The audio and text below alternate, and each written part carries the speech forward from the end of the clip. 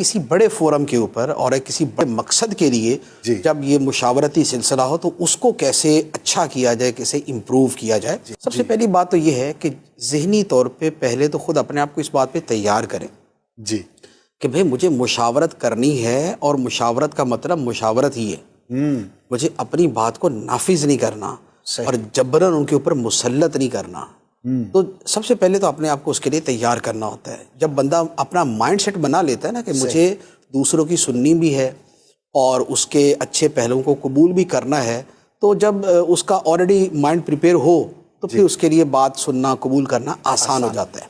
اچھا، اس کے بعد پھر آگے چند ایک چیزیں ہیں کہ جو اس مشاورتی عمل کے اندر کی جاتی ہیں.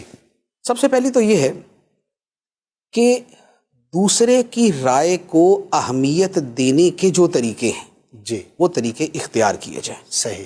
دوسرے کی رائے کو اہمیت دینے کا طریقہ کیا ہے؟ نمبر 1 کہ جب بندہ کوئی بول رہا ہے تو اس کی بات نہ کاٹیں.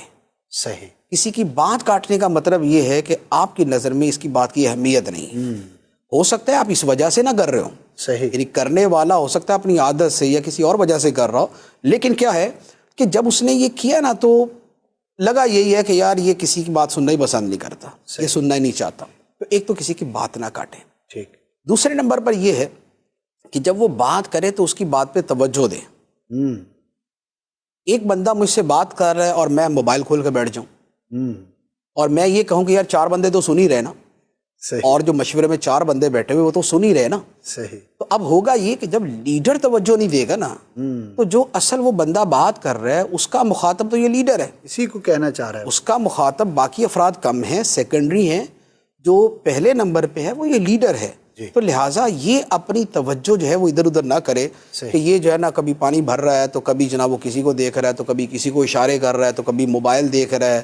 تو اگر یہ کرتا رہے گا تو سامنے والا بندہ ایک تو کنفیوز ہو جائے گا، دوسرے نمبر پہ وہ کہے گا نہیں یار میری تو کوئی سن ہی نہیں رہا. تو لہٰذا سننے کے جو طریقے ہوتے ہیں.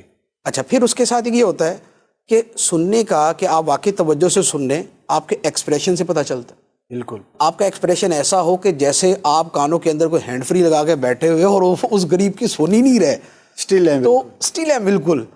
تو وہ تھوڑی دیر کے بعد تو وہ کہے گا یار میں خواب دیکھ رہا ہوں، یہ خواب دیکھ رہے وہ کیا رہا ہے یہ.